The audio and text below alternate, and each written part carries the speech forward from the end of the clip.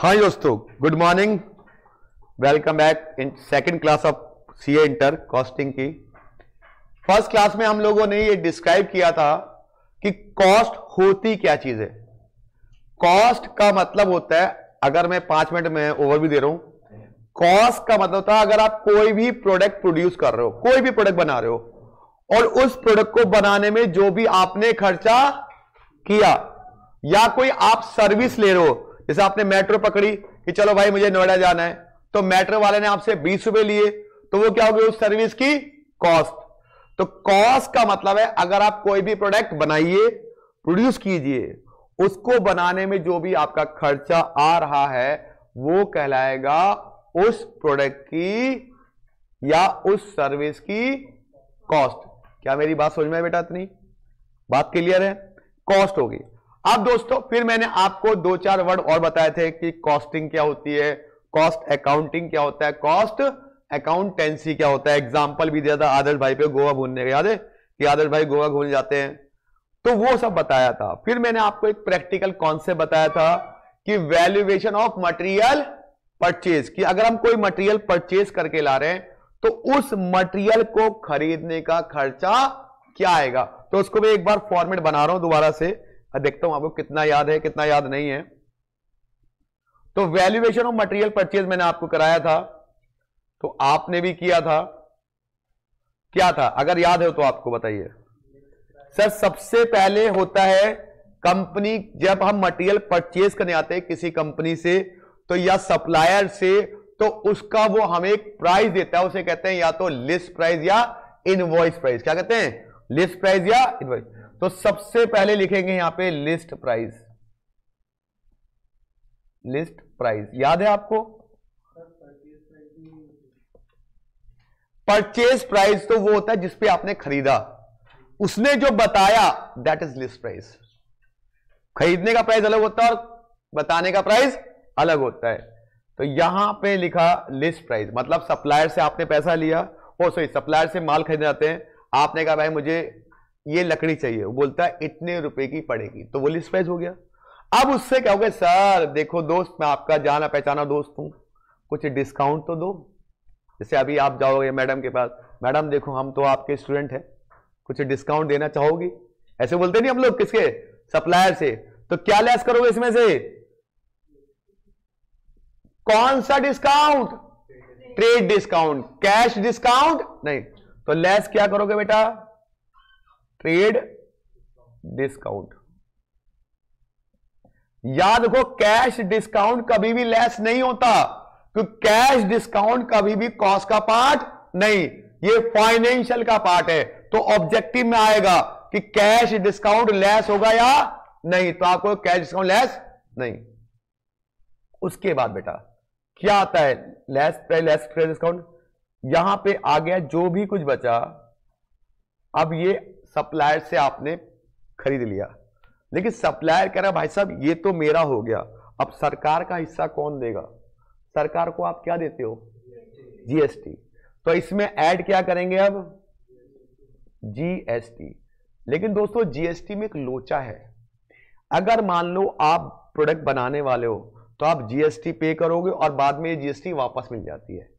तो अगर जीएसटी अगर वापस मिल गई तो फिर आपकी कॉस्ट कहां से हुई बेटा बताओ? तो जीएसटी कब आएगी? जब वो आपको वापस ना मिले। तो जीएसटी को तभी ऐड करना, अब ये क्वेश्चन में लिखा रहेगा कि जीएसटी वापस मिली है या नहीं। तो ऐड क्या करेंगे बेटा?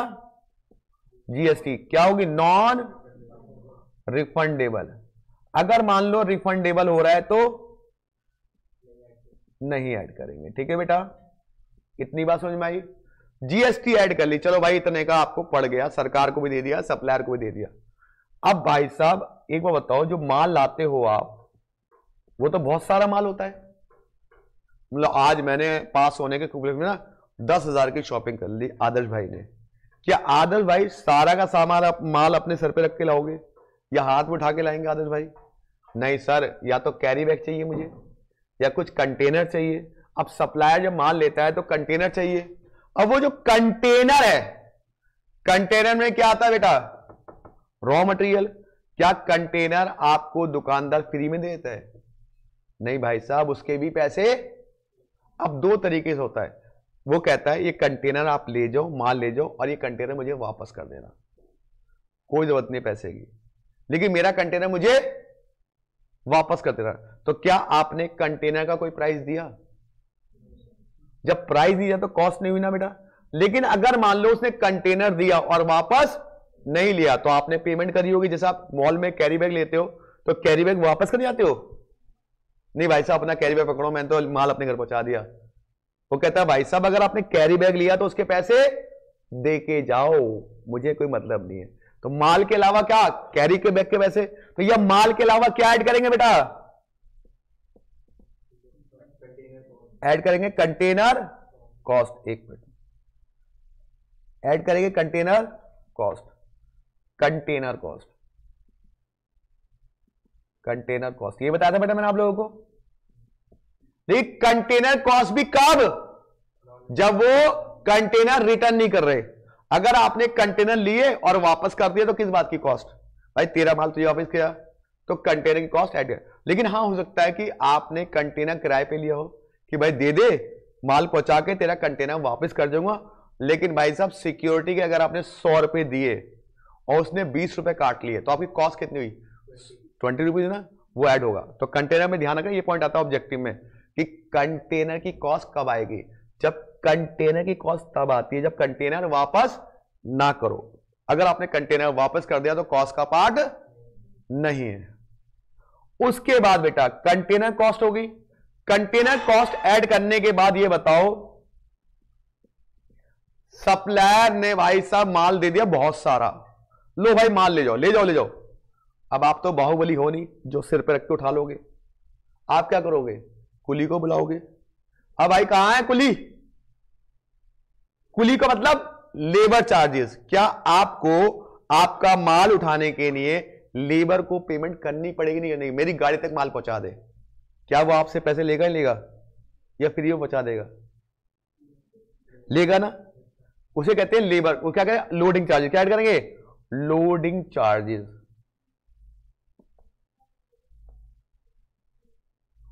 एंड अब माल आ गया फैक्ट्री में तो वहां भी तो लेबर लगेगी। क्या होगा बेटा?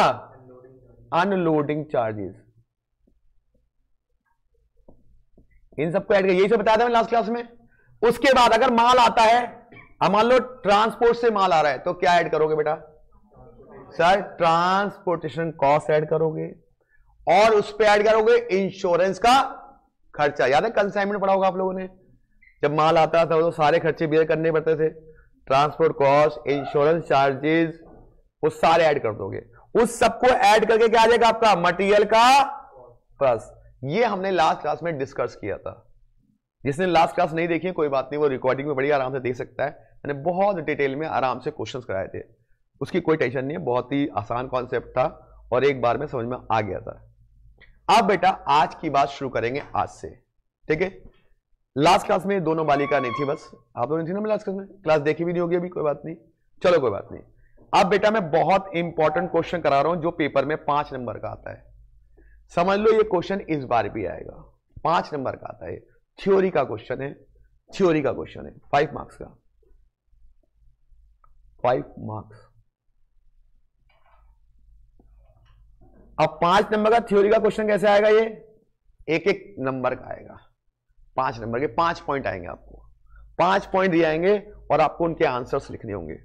फिर ये पूरा कॉन्सेप्ट कंप्लीट हो जाएगा थ्योरी का। कॉन्सेप्ट क्या आएगा? कॉन्सेप्ट क्या आएगा अभी जो मैंने पढ़ाया कि आप कोई भी मटेरियल सप्लायर से परचेस करते हो तो उस परचेस करने में कौन कौन से आइटम ऐड होंगे और कौन से आइटम आपके ऐड नहीं होंगे। कौन कौन से आइटम ऐड होंगे, कौन से आइटम ऐड नहीं होंगे। मैंने बताया कि सबसे पहले लिस्ट प्राइस दिया जाएगा, उसमें से लेस क्या करोगे? Trade discount. तो ट्रेड डिस्काउंट क्या हो? कॉस्ट में से क्या हो जाएगा बेटा? रिड्यूस होगा। लेकिन कैश डिस्काउंट कभी माइनस नहीं होता, वो सब ऐड हो गया। उसके बाद बेटा क्या होता है बताओ? जीएसटी लगेगी। कब? जब नॉन रिफंडेबल होगा। और उसके बाद क्या होगा बेटा बताओ? कंटेनर चार्जेस कब लगेंगे?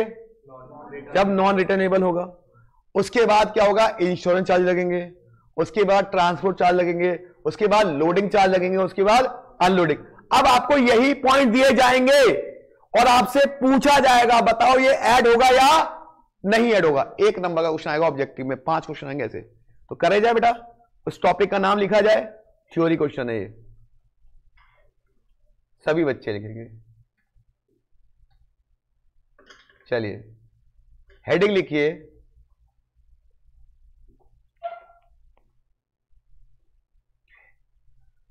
ये लिखिए, treatment of item associated with purchase of material. Treatment of item associated with purchase of material. Material को परचेज करते समय क्या में इन सबका ट्रीटमेंट कैसे किया जाता है।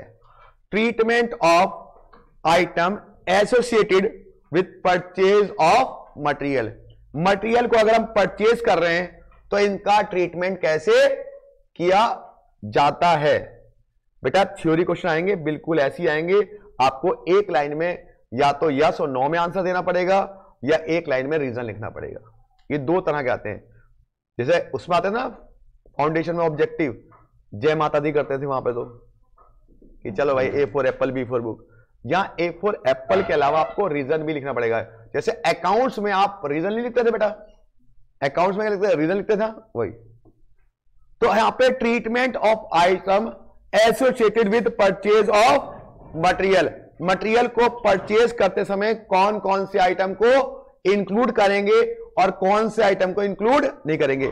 आप अपनी कॉपी में कॉलम बनाइए, पहले लिखिए सीरियल नंबर, फिर लिखेंगे आइटम्स, फिर लिखेंगे ट्रीटमेंट। इस तरह से 3 कॉलम बना लेंगे, ये दोनों छोटे और ये ट्रीटमेंट वाला बड़ा कॉलम। ये 5 नंबर का आता है बेटा बिंदास तरीके से, और फ्री के नंबर है अगर आपको ढंग से एक बार माइंड में सेट हो गया तो। ट्रीटमेंट ऑफ आइटम, आइटम का ट्रीटमेंट कैसे किया जाएगा परचेज करते समय। पहला पॉइंट है ट्रेड डिस्काउंट। पहला पॉइंट कौन सा है बेटा, ट्रेड डिस्काउंट। तो यहां पे लिखेंगे ट्रेड डिस्काउंट आइटम में, देखो लिखा हुआ है ट्रेड डिस्काउंट। अब ट्रेड डिस्काउंट मैंने क्या बोला था, लेस होगा या नहीं होगा।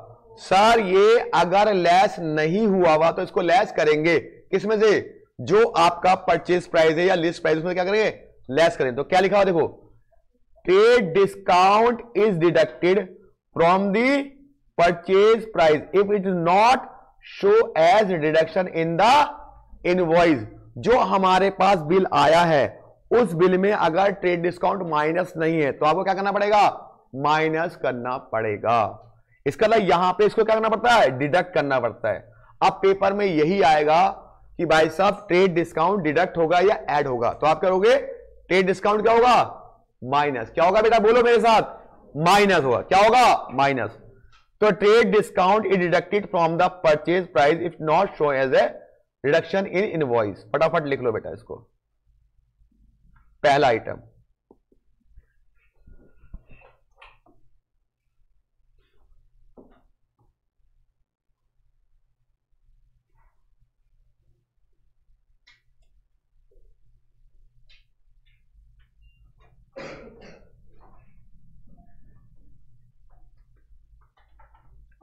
ठीक है बेटा, trade discount is deducted from the purchase price. ठीक है बेटा। अब आता है क्वांटिटी डिस्काउंट। देखो क्वांटिटी डिस्काउंट क्या होता है, अरे आप ज्यादा क्वांटिटी खरीदोगे तो आपको सप्लायर क्या करता है, डिस्काउंट देता है ना। तो क्वांटिटी डिस्काउंट क्या होगा बेटा, हमेशा माइनस। क्या होगा, हमेशा माइनस। तो लिखिए ये ना सेम टू सेम कैसा होता है, ट्रेड डिस्काउंट के नाम से होता है। Like trade discount, quantity discount is also show as deduction from the invoice, it is deducted from the purchase price if it not show as reduction. अगर इसको घटाया नहीं गया तो इसको भी क्या करना पड़ेगा, आपको घटा के दिखाना पड़ेगा।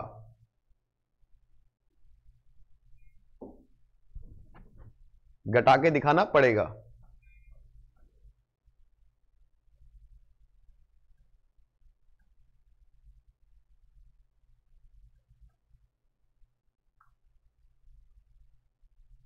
अगर नहीं घटाया गया तो क्या करना पड़ेगा बेटा, इसको घटा के दिखाना पड़ेगा हर हाल में। किसको? ट्रेड डिस्काउंट को और क्वांटिटी डिस्काउंट को। अब आता किसकी बारी बेटा? Cash discount. Cash discount, cash discount. अब भैया कैश डिस्काउंट क्या होता है ये बताओ। भाई साहब मैंने बताया था कैश डिस्काउंट क्या होता है, अगर हम उसको पेमेंट तुरंत पे कर रहे हैं तो हमें क्या कहता है? Cash discount. कहता नहीं है भाई साहब अभी पेमेंट कर दो तो मैं क्या करूंगा, आपको कैश डिस्काउंट पे कर दूंगा, कैश डिस्काउंट दे दूंगा आपको। लेकिन अगर आपने उसको तुरंत पे नहीं किया, 1 महीने बाद पे किया तो कैश डिस्काउंट। इसीलिए बेटा कैश डिस्काउंट कभी भी कैश कॉस्ट का पार्ट, ये किसका होता है? फाइनेंशियल। किसका होता है? तो यहां लिखोगे कैश डिस्काउंट कभी डिडक्ट नहीं होता, क्योंकि ये क्या है? Financial item. क्या है बेटा? फाइनेंशियल। ये इंटरेस्ट का पार्ट है। Cash discount is not deducted from the purchase price, it is trade as interest and financial item. इसको इंटरेस्ट मानते हैं और ये फाइनेंशियल का आइटम होता है।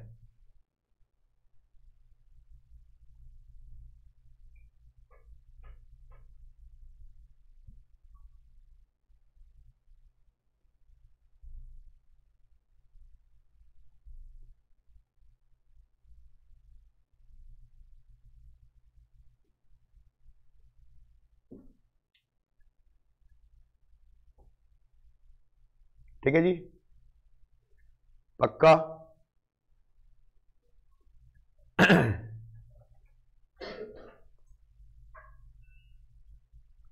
इसके बाद आता है सब्सिडी। अगर सरकार ने आपको कोई छूट दी है, सप्लायर को या आपको कहा भाई ये माल खरीदोगे तो आपको छूट मिलेगी, तो सब्सिडी हमेशा क्या होती है? लेस। क्या होती है? लेस। तो लिखा है any subsidy grant incentive receive from the government from other sources deducted from the cost of purchase. जो आपने खरीदा है उसमें से उसको क्या करोगे? लेस। किसको? ग्रांट को या सब्सिडी को या इंसेंटिव्स को। ठीक है, कुछ भी बढ़ दिया हो तो आपको लेस करना है इसको।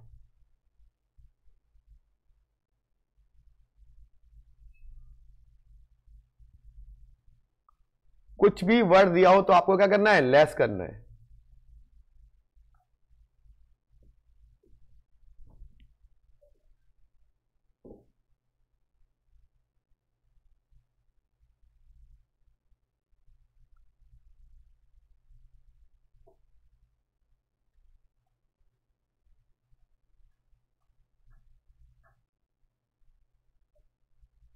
ठीक है बेटा?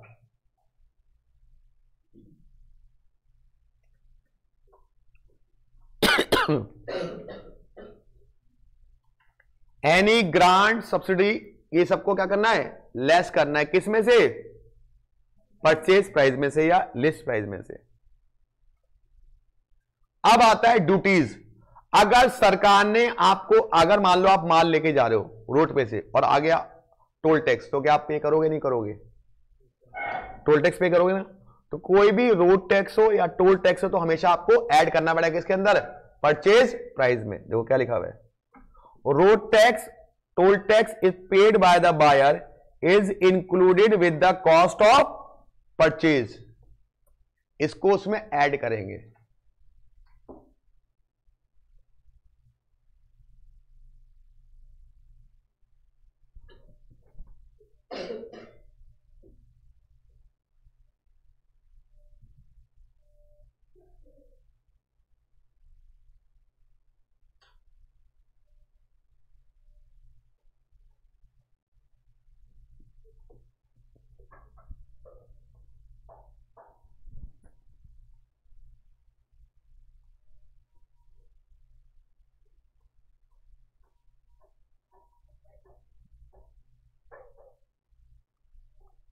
कोई भी टैक्स हो, कोई भी टैक्स आपने दिया है, आपकी जेब से गया तो आपकी कॉस्ट होगी बेटा, वो पे होगी। ठीक है, उसके बाद क्या आता है? गुड्स एंड जीएसटी, जीएसटी बताया था मैंने, जीएसटी ऐड कब होगा, जब आपका उसको रिफंड नहीं मिल रहा। अगर आपने उसका क्लेम ले लिया या रिफंड ले लिया तो जीएसटी ऐड नहीं होगा। ये वेरी इंपॉर्टेंट है, पेपरों में 4 बार आ चुका है, वेरी वेरी इंपॉर्टेंट है। जीएसटी का पॉइंट हो या कस्टम ड्यूटी का पॉइंट हो, दोनों का ट्रीटमेंट एक ही है। कह रहा है goods and service tax is paid on supply of goods and provision service are collected from the buyer, it is excluded from the cost of purchase if credit of same is available. अगर credit available है तो आपको इसमें से हटा दिया जाएगा, मतलब आपको ना तो ऐड करना ना तो लेस करना है। लेकिन अगर आपको क्रेडिट नहीं मिल रहा और आपने जीएसटी पे कर दी और वो वापस नहीं मिली तो क्या होगी, वो ऐड होगी। जीएसटी का वापस नहीं मिलना कॉस्ट का पार्ट है, अगर जीएसटी वापस मिल गई तो कॉस्ट का पार्ट नहीं है। तो ये बेटा पेपर में आती है बहुत ज्यादा, बस ये देखना क्रेडिट अवेलेबल है, कह रहा है if credit for same is available तो नहीं आएगा, अगर नॉट अवेलेबल होता तो आता। कस्टम ड्यूटी का भी ट्रीटमेंट यही है, कस्टम ड्यूटी का भी ट्रीटमेंट यही है।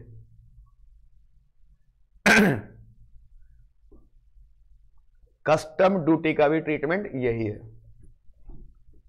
8-10 पॉइंट है, पेपर में आते हैं बहुत अच्छे से, एक एक नंबर के ऑब्जेक्टिव में आएंगे आपके।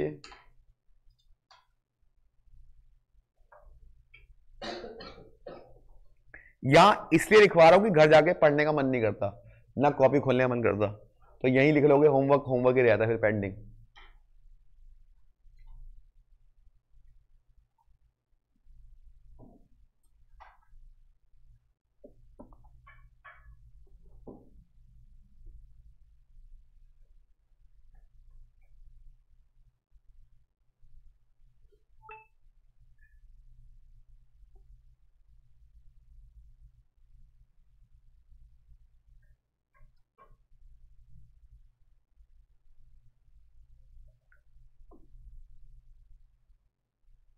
Sir quantity discount and trade discount में क्या डिफरेंस है, मैं बताता हूं बेटा। देखो क्वांटिटी डिस्काउंट का मतलब होता है अगर आप ज्यादा क्वांटिटी खरीदोगे तो सप्लायर आपको डिस्काउंट देगा, और ट्रेड डिस्काउंट का मतलब है सप्लायर ने ऑलरेडी लगा रखा है कि 10% डिस्काउंट या 20% डिस्काउंट, वो ऑलरेडी बोर्ड पे लिखा हुआ है, वो हो गया ट्रेड डिस्काउंट अपने बिजनेस को बढ़ाने के लिए। जैसे आप देखिए मैकडी में लिखा होता है फ्राइडे के दिन 20% ऑफ, या मूवी वाले में सिनेमा में होता है कितने % ऑफ, वो तो हो गया ट्रेड डिस्काउंट। अब आप कहीं पे जाइए और ज्यादा क्वांटिटी परचेज कीजिए तो वो आपको क्या करेगा, एक्स्ट्रा डिस्काउंट देगा, it is called quantity discount. ठीक है बेटा, चलो जी। अब आता है बेटा सबसे इंपॉर्टेंट पॉइंट, यहां पे आ गया ये डीमर्ज। सर ये डीमर्ज क्या होता है, मैं बताता हूं आपको डीमर्ज क्या होता है। मान लो ये बालिका पीछे बैठी, क्या नाम बेटा, नाम भूल गया था, यशवी। यशवी ना इसने कैब हायर करी अपने घर से कि चलो भाई मुझे नोएडा सेक्टर 52 में छोड़ दो, आदर्श पब्लिक स्कूल आरकेजी इंस्टीट्यूट। अब ये ना थोड़ा लेट हो गई, बेचारा कैब वाला वेट करने लग गया, 15 मिनट में वो वेट करवा दिया कैब वाले को। तो कैब वाले को इसने 15 मिनट वेट करवाया, तो क्या वेटिंग टाइम के वो चार्ज इससे लेगा या नहीं लेगा? अगर लेगा ना, इधर कंपनी में माल आया, ट्रक में माल आया, और ट्रक में माल उतारने में आपने देरी कर दी, ट्रक वाले को जाना था, आपने कहा नहीं रुक जा भाई टाइम लग रहा है, मेरा गोडाउन खाली नहीं है, उसको आपने लोडिंग या अनलोडिंग में टाइम लगा दिया। अब टाइम लगा दिया तो ट्रक वाले ने आप पे पेनल्टी लगा दी कि भाई साहब आपने मुझे वेट करवाया है इसलिए वेटिंग चार्जेस आपको देने पड़ेंगे, या आपने लोड और अनलोड कराने में टाइम लगा दिया, मेरा टाइम वेस्ट हुआ है, उसके पैसे मैं आपसे लूंगा, पेनल्टी लगेगी। अब ये पेनल्टी बताओ आपने पे कर दी उसको 500 रुपए, समझना एग्जांपल, आपने पेनल्टी उसको पे कर दी 500 रुपए। अब उस पेनल्टी को क्या मैं कस्टमर से वसूल कर सकता हूं? एग्जांपल को और घुमा के पेश करता हूं। किसी दिन मैं आपकी क्लास लेने आ रहा था, गाड़ी से मेरा चालान कट गया या मेरे को ना देरी हो गई और मेरे को 500 रुपए एक्स्ट्रा पेनल्टी देनी पड़ गई ट्रैफिक पुलिस वाले को। अब मैं क्लास में आके बोलता हूं भाई साहब मेरे आज 500 रुपए ठुक गए आपकी वजह से, क्योंकि मैं आपको पढ़ाने आ रहा था। तो आप क्या वो 500 रुपए मैं आपसे ले सकता हूं? आप पे लोगे, मुझे बाहर निकल के, साला पागल हो गया है, मेरी गलती कोई ना है, पे लोगे नहीं। अब मान लो अगर कंपनी की गलती है कि भाई ट्रक तूने लेट उतरवाया या लोडिंग या अनलोडिंग करने में टाइम लगा दिया, तो कस्टमर की गलती क्या? ये तो तेरा नुकसान है, तू अपनी जेब से भर। इसको कभी कोई भी पेनल्टी हो कस्टमर से वसूल। इसका मतलब डीमर्ज क्या होता है? अगर माल को लोड और अनलोड कराने में टाइम लग गया तो उसके बदले आपने ट्रक ड्राइवर को या ट्रांसपोर्ट वालों को पेनल्टी दी। वो पेनल्टी कभी भी कॉस्ट का पार्ट, याद रखना, कोई भी पेनल्टी हो कभी कॉस्ट का पार्ट, याद रख लो, रट्टा मार लो, समझ लो। मोबाइल फोन वाले भैया, जितनी भी पेनल्टी हो उस पेनल्टी को कस्टमर से वसूल नहीं कर सकते, कस्टमर से वसूल नहीं कर सकते। इसलिए कोई भी पेनल्टी कॉस्ट का पार्ट नहीं होती। कोई भी पेनल्टी, याद रखना, कोई भी पेनल्टी, ये हमेशा कंपनी का लॉस होता है और ये एबनॉर्मल लॉस। कौन सा होता है? क्योंकि हमेशा पेनल्टी कोई लगती है, कभी कभी लगती है। आप भी क्लास में कभी कभी लेट होते हैं, हमेशा कोई नहीं होते। एक आध को छोड़ दे जिसका नेचर ही ऐसा लेट आने का, लेकिन 90% बच्चे तो टाइम पे आ जाते हैं। कोई बच्चा होता है जिसने आदत ही बना रखी है, भाई साहब मैं तो क्लास थोड़ा लेट में जाऊंगा। तो पेनल्टी किस में लगती है? अगर कंपनी ने गलती की है तो कंपनी बियर करेगी, कभी भी कस्टमर बियर नहीं। तो डीमर्ज क्या होता है? लिखा है demurrage is a penalty impose by transporter for delay in uploading of or loading of material. मतलब उतारने और चढ़ाने में आपने देरी करी मटेरियल को, उसकी वजह से आप पे पेनल्टी लगी, ट्रांसपोर्टर ने लगाई, उसे क्या मानेंगे? ये एबनॉर्मल कॉस्ट होगी और कभी भी कॉस्ट का पार्ट नहीं होगी, ये प्रॉफिट लॉस में जाएगी। कहां जाएगी? बस आपको तो यहां बताना कॉस्ट का पार्ट होगी नहीं होगी, तो आप क्या कहोगे? कॉस्ट का पार्ट नहीं होगी, it not a part of cost. ठीक है, ठीक है जी, लिख रहे हो? पक्का लिख लो, टेस्ट में आएगा ये।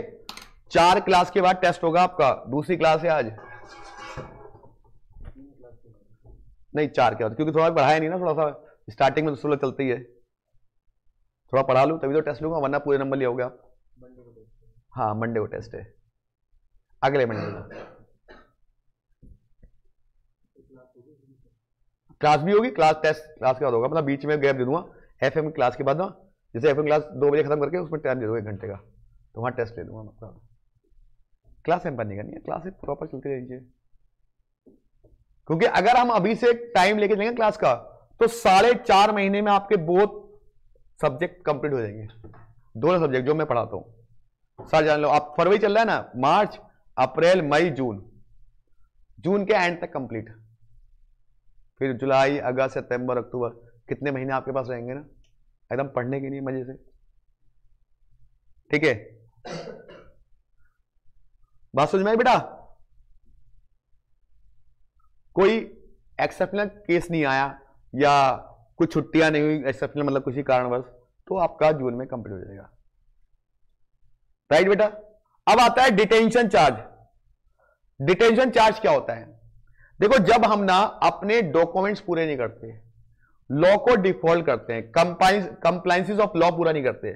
मान लो आदर्श भाई बाइक लेके जा रहे थे, आदर्श भाई को पुलिस वाले ने पकड़ लिया, निकाल पेपर, ये मुझे पकड़ लिया, निकाल पेपर, और भाई साहब मेरे पास गाड़ी के पेपर पूरे नहीं थे, अब उसने मुझ पे पेनल्टी लगा दी। जब किसी के पास लॉ के जो आपके लॉ के पेपर्स हैं, मतलब लॉ का पेपर नहीं समझो, जो आपके डॉक्यूमेंट्स है लॉ के, वो पूरे नहीं है, कंप्लायंसेस नहीं है, तो आप पे क्या लगता है? चेक कर लिया जाता है, और चेक करने पे क्या लगा दी जाती है? पेनल्टी। उसे कहते हैं डिटेंशन चार्ज। क्या कहते हैं उसको? अगर आपके डॉक्यूमेंट्स पूरे नहीं है, डॉक्यूमेंट्स में कुछ कमी पाई गई, तो आप पे पेनल्टी लगाई जाएगी, उसे कहते हैं डिटेंशन चार्जेस। तो क्या लिखा है? Detention charges fine impose for non compliances of rule और लॉ बाय स्टैट्यूटरी अथॉरिटी। जो अथॉरिटी ने लॉ बोला है उसके अकॉर्डिंग आपके डॉक्यूमेंट्स पूरे नहीं है, तो इसलिए आप पे क्या लगेगा? वो कभी भी कॉस्ट का पार्ट नहीं होता। मैंने बोला कोई भी पेनल्टी हो कॉस्ट का पार्ट नहीं है, बस ये याद हो। एकदम सिंपल सा फंडा है। कोई भी फटाफट ये लिख लो, आप ये लिख लो, 1 मिनट लिखो फटाफट से।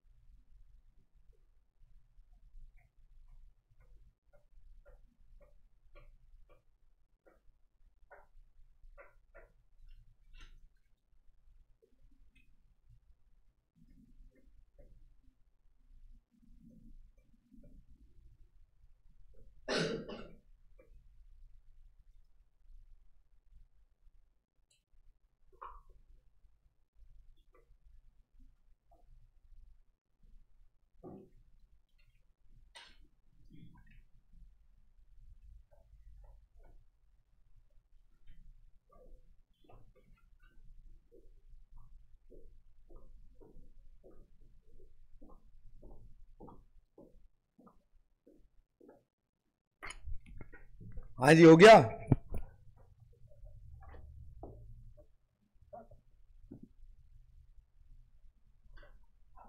कोई भी पेनल्टी हो, याद रखना, कोई भी पेनल्टी कभी भी कॉस्ट का पार्ट क्यों नहीं होगी, पता है आपको? अरे पेनल्टी एबनॉर्मल लॉस होता है, हमेशा पेनल्टी को देखती है। ये ना कस्टमर बोलोगे भाई साहब गलती आपकी और कस्टमर भी ये करेगा, ऐसा कैसे हो सकता है? तो कस्टमर कभी पेनल्टी को बियर नहीं करता। चलिए आगे बढ़े।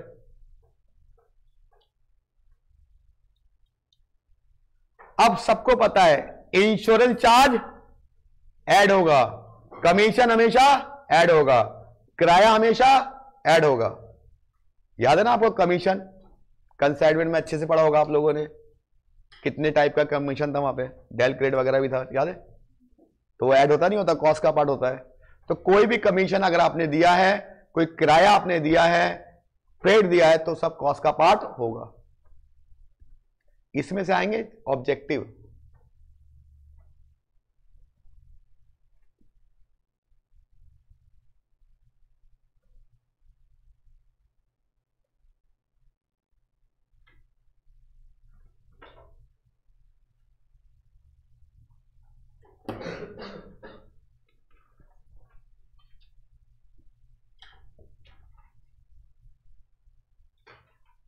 जब लिख रहे हो बता देना बेटा, है लिख रहे हो भी दोस्त, ऊपर लिख लो, लिख लो, लिख लो, आराम से लिखो, कोई जल्दीबाजी नहीं है। पेनल्टी लिख लिया? कहाँ पे, मतलब यहीं पे रुका हो ना? ठीक है, लिखो, आराम से लिखो, कोई जल्दी नहीं है। जल्दी किस बात की, पहले आराम आराम से चीजें करो।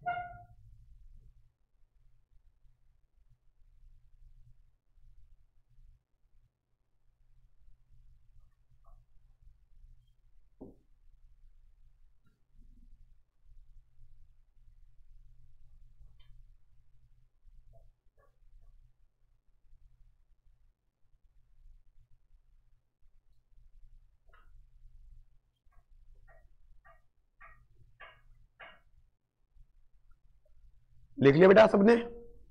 पक्का?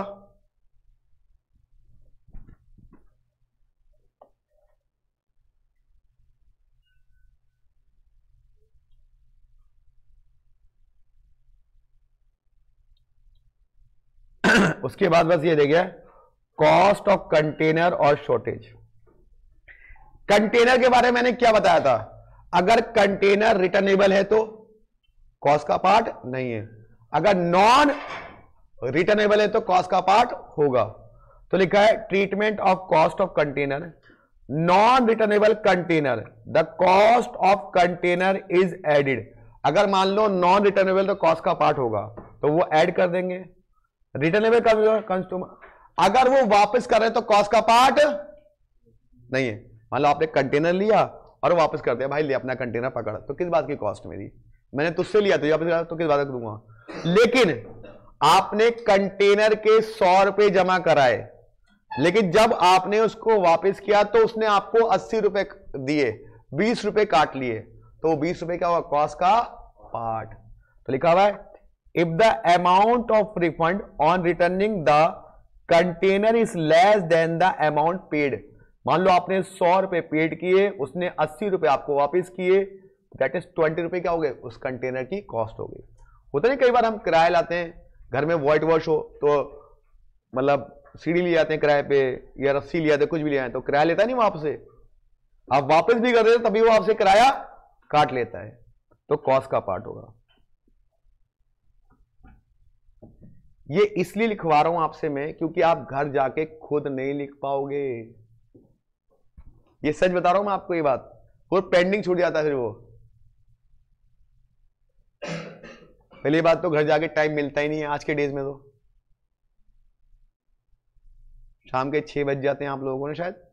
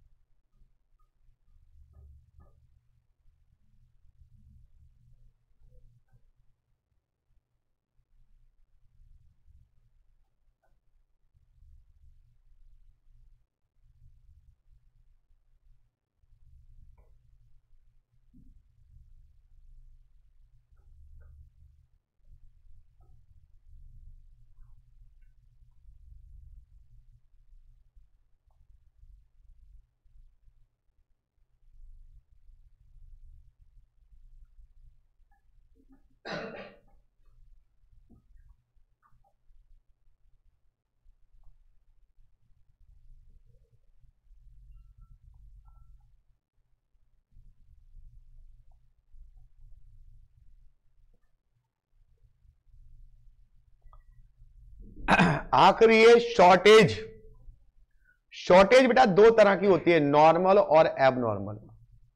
नॉर्मल कैसी होती है बताता हूं, जो मटेरियल के नेचर पे डिपेंड करती है कि भाई साहब इसका नेचर है, मटेरियल आएगा ना तो कुछ तो टूट फूट हो ही जाएगी। वैसे कुछ मटेरियल लिक्विड होता है, हवा में उड़ जाता है, कुछ मटेरियल होता है आते समय कुछ खराब हो जाता है।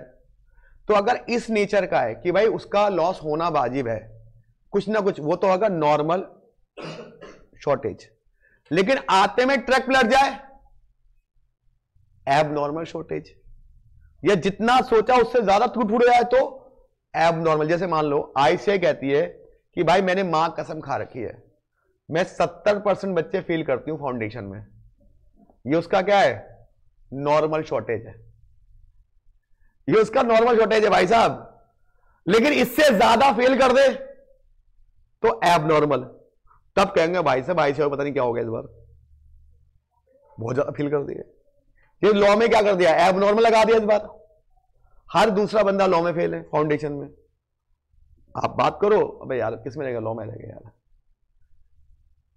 तो हो गया ना अब नॉर्मल उसका, जितना सोचा था उससे ज्यादा बच्चे लॉ में फेल हो जाते हैं कई बार किसी एक पेपर में। इस बार गाज लॉ पे गिर गई। तो नॉर्मल लॉस होता है जो कॉस्ट का पार्ट होगा कि चलो भाई ये तो इतना लॉस होता ही है, कोई दिक्कत नहीं है। जैसे मान लो आप समझते हो कि क्लास अगर 11 बजे तो 5-10 मिनट तो कोई बात नहीं, नॉर्मल है, हम लेट हो जाएंगे, कोई दिक्कत वाली बात नहीं है, ये तो होना वाजिब है। ऐसा होता ना, होना वाजिब है सर। अब मान लो टीचर 5-10 मिनट से ज्यादा आधा घंटा लेट हो जाए, तब मैसेज, सर कहां रह गए, सर साढ़े, ऐसा होता ही होता। तो वो कभी कभी होता है। तो नॉर्मल लॉस जो है, शॉर्टेज जो है वो कॉस्ट का पार्ट होती है। एबनॉर्मल शॉर्टेज कभी कॉस्ट का पार्ट नहीं होती। एबनॉर्मल शॉर्टेज हमेशा प्रॉफिट लॉस का पार्ट होती है कॉस्टिंग की लेकर। तो बस दोस्तों इतनी सी बातें थी। इसके बाद हम आज का प्रैक्टिकल कॉन्सेप्ट शुरू करते हैं, एक नया कॉन्सेप्ट। और जो बच्चे आज आए हैं उन्हें भी मजा आना चाहिए कि कुछ प्रैक्टिकल पढ़ के जाएं। हाँ जी, कुछ पूछना चाहते हो बेटा कोई भी बच्चा? चलो जी आगे बढ़ जाते हैं।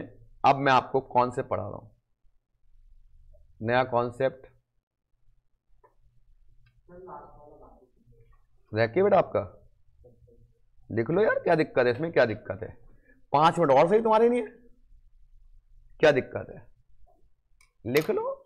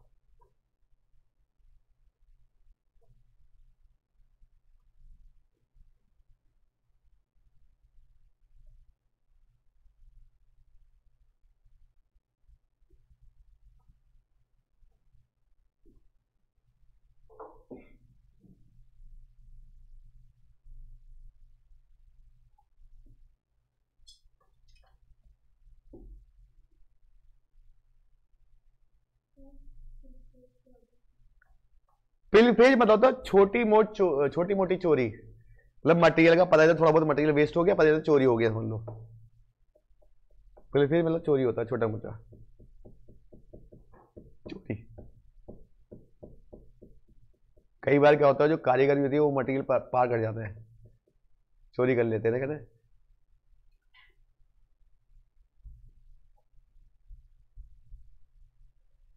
तो चलिए अब दोस्तों, एक ये चैप्टर 10 नंबर का आता है आपका, 10 मार्क्स का। देखिए जिस तरह फाउंडेशन में कुछ चैप्टर थे आपको पास कराने के लिए, इंटर में भी 5 चैप्टर हैं आपको पास कराने हैं 60 नंबर लाने के लिए। उन 5 को तो आप घोड़ जाना, उनमें एक ये है। फिर बाद में देखेंगे 70, 80, 90 की तो बात करेंगे बाद में, ठीक है। चलिए करा जाए बेटा कॉन्सेप्ट। हाँ जी, ऑनलाइन वाले बच्चे उतार लिया आपने, जल्दी से रिप्लाई करो फिर मैं आगे बढ़ता हूं एक नए कॉन्सेप्ट से।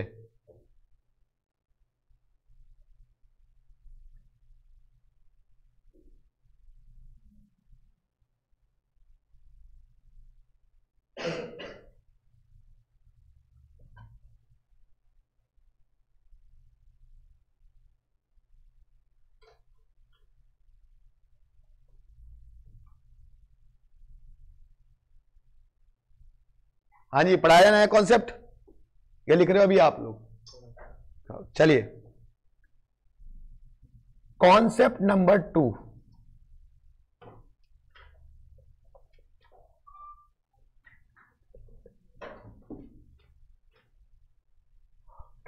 Concept number 2। एक कॉन्सेप्ट हमारा कंप्लीट हो चुका जो हमने लास्ट क्लास में स्टार्ट कराया था।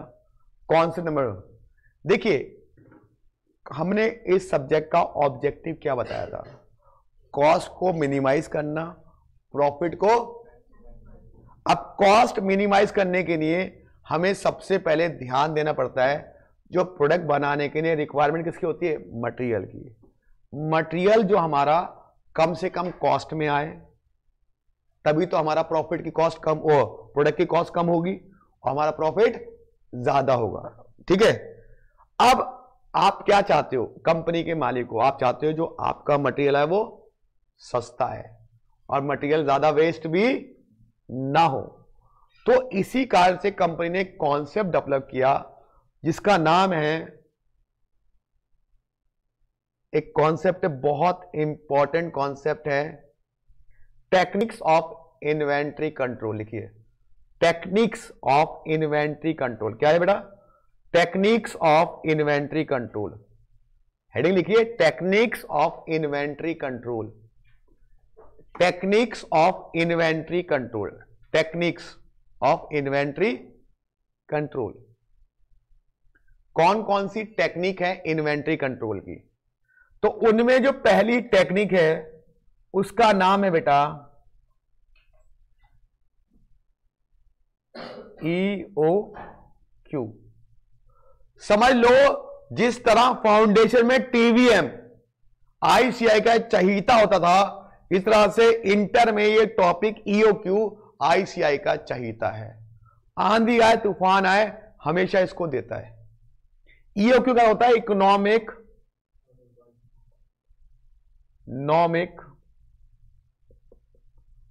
Order quantity.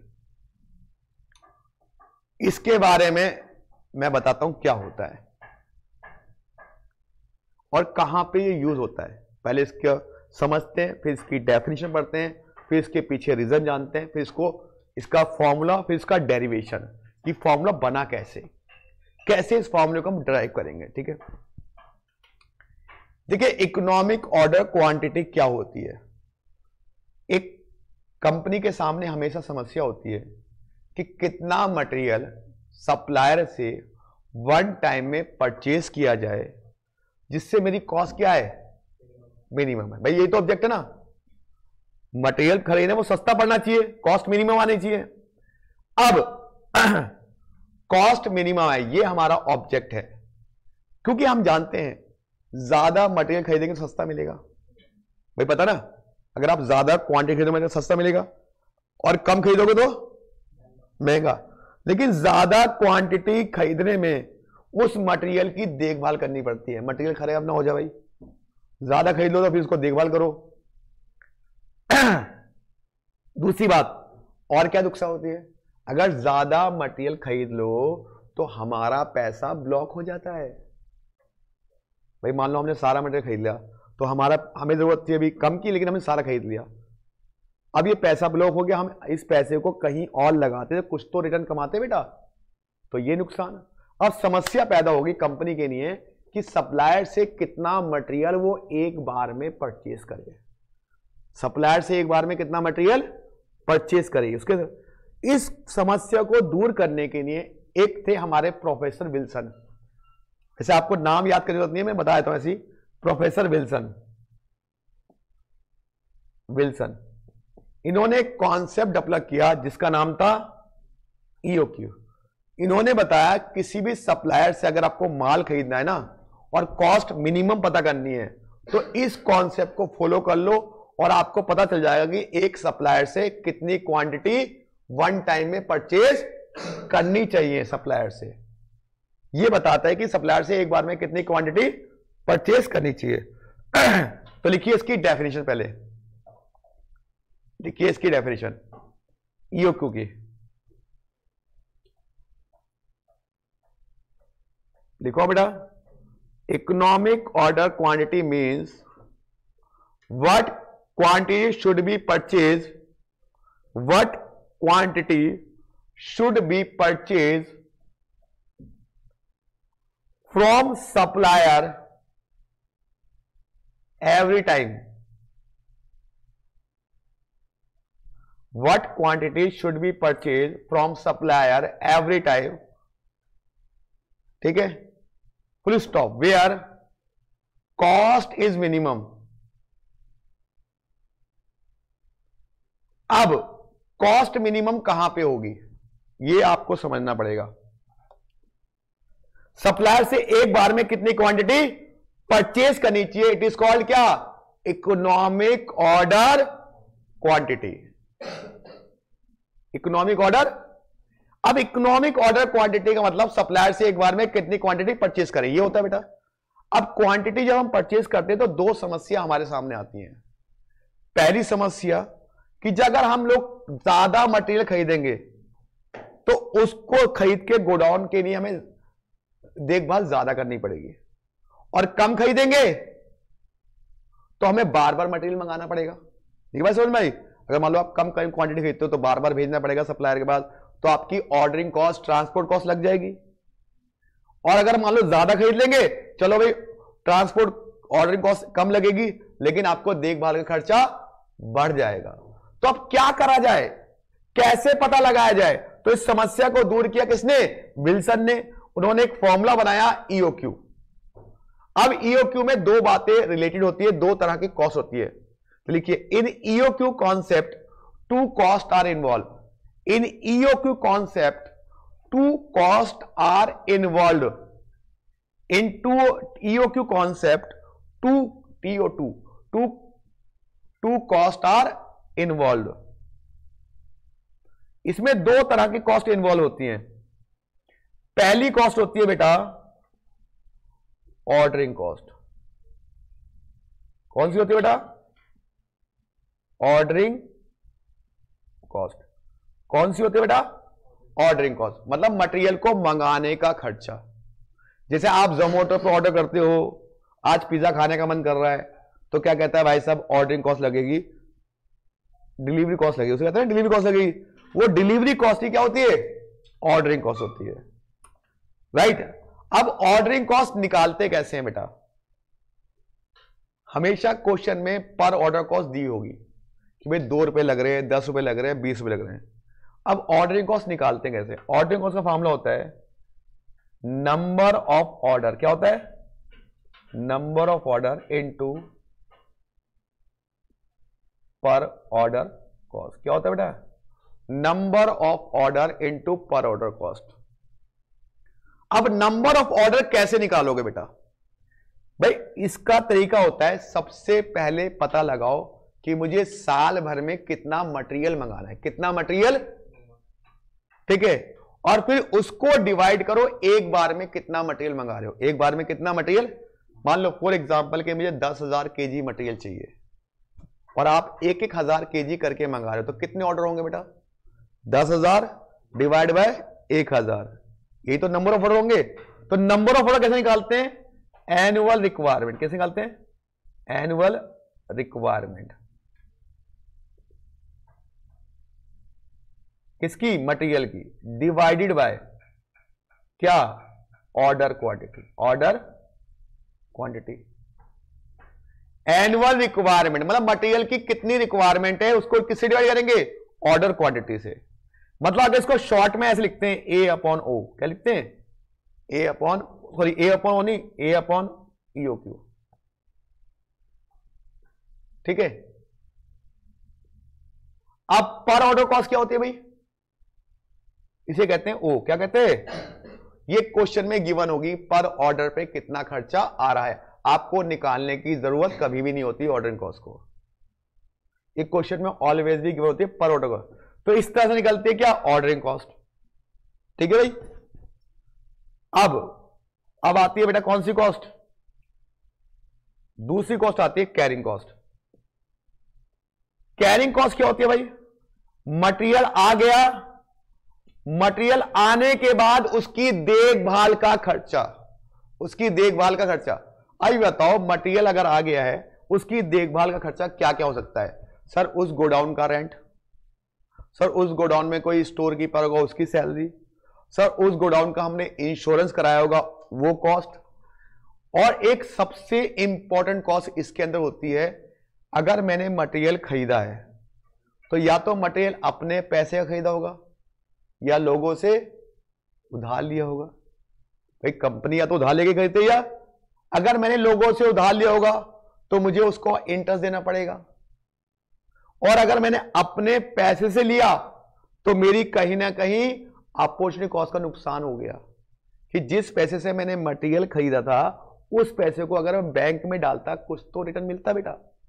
तो वो भी याद रखना, ऑर्डरिंग कॉस्ट में दो कॉस्ट बहुत इंपॉर्टेंट होती हैं, एक होती है इंटरेस्ट कॉस्ट और एक होती है अपॉर्चुनिटी कॉस्ट। कौन कौन सी होती है बेटा? और एक बात बता दूं मैं, कैरिंग कॉस्ट हमेशा निकलती है परचेज प्राइस का। कैसे निकलती है? लिख लो note, carrying cost always be calculate on purchase price. Carrying cost always be calculate on purchase price. Carrying cost always be calculate on purchase price.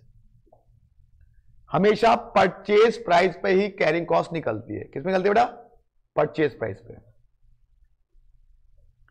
अगर परचेज प्राइस बदल गया तो समझ लो कैरिंग कॉस्ट भी बदल गई। अब कैरिंग कॉस्ट निकालते कैसे हैं बेटा? इसका फॉर्मूला ऊपर वाले का, ये कैरिंग कॉस्ट का नीचे लिख रहा हूं। कैसे निकालते हैं कैरिंग कॉस्ट? ये बताओ, कैरिंग कॉस्ट किसकी होती है? वो मटेरियल जो प्रोडक्शन में चला गया या गोडाउन में रह गया? तो केयर किसकी करोगे? आप लोग जो क्लास में आया मैं उसकी केयर करूंगा, जो घर में बैठा उसकी केयर करूंगा? भाई साहब जो क्लास में आया मैं उसी की तो केयर करूंगा। भाई समझ में आया नहीं आया? जो क्लास में ही नहीं आया तो मैं उसकी केयर कैसे कर लूंगा भाई साहब? तो कैरिंग कॉस्ट हमेशा किसकी होती है? जो गोडाउन में मटेरियल रह गया। अब समस्या ये आती है कि हमने जो मटेरियल मंगाया प्रियांशी जी, वो सारा गोडाउन में पड़ा है या कुछ प्रोडक्शन में चला गया? ये समस्या कैसे सॉल्व हो? भाई हमें केयर किसकी करनी है? जो गोडाउन में रह गया। लेकिन सारा मटेरियल जो आप परचेज करके लाए थे वो आपने प्रोडक्शन में भेजा या गोडाउन में, कैसे पता चलेगा? सर कैसे पता चलेगा? जाके चेक कर लो, और क्वेश्चन में गिवन नहीं है। आप बताओ, चलो आपको क्वेश्चन में गिवन नहीं है कि कितना मटेरियल गोडाउन में रह गया, कितना प्रोडक्शन में गया, तो आप कैसे केयर करोगे बेटा? बताओ।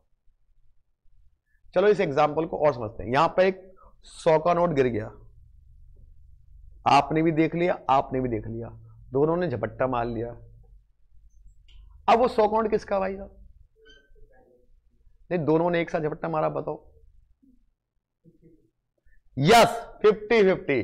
जब हमें नहीं पता कि कितना मटेरियल गोडाउन में गया, कितना मटेरियल प्रोडक्शन में गया, तो हम मानेंगे जितना मटेरियल हमने मंगाया था, जितना मटेरियल हमने सप्लायर से, उसका आधा गोडाउन में गया, आधा प्रोडक्शन में गया। मतलब आधा आधा गोडाउन में, आधा प्रोडक्शन में। मतलब क्या करेंगे इसका बेटा? जो मटेरियल मंगाया उसका आधा कहां गया? प्रोडक्शन में, आधा कहां गया? गोडाउन में। जो हम मटेरियल मंगाते हैं उसे कहते हैं order quantity. Order quantity divide by 2। जितनी भी क्वांटिटी आप मंगाए उसका डिवाइड बाय 2, या लोग बहुत से इसे कहते हैं ईओक्यू डिवाइड बाय 2। ठीक है, ईओक्यू का तो वही क्वांटिटी जो आपसे भाई into carrying cost per unit per annum. Carrying cost per unit per annum, जिसे कहते हैं लोग सी। क्या कहते हैं इसको? सी। अभी चिंता मत करो, सिर्फ समझा रहा हूं, बहुत आसान है करने में। ये तो डेरिवेशन सिखा रहा हूं आप लोगों को मैं अभी, कैसे बन रही है चीजें।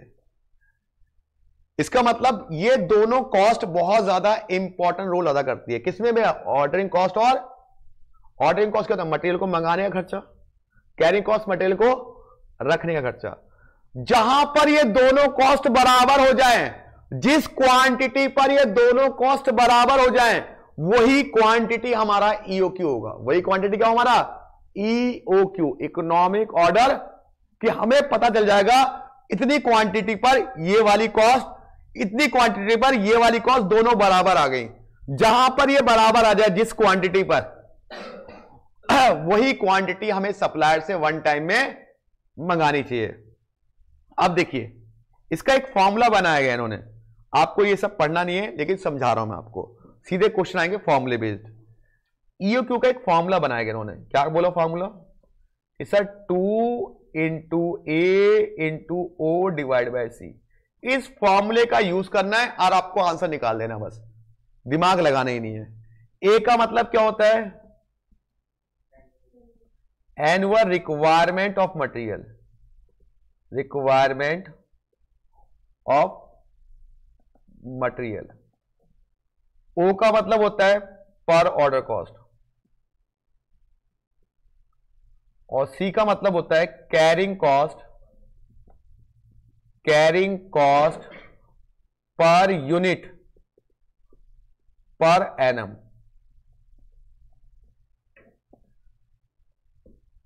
Carrying cost per unit per annum, per annum, PA लिख दो, पर एनम।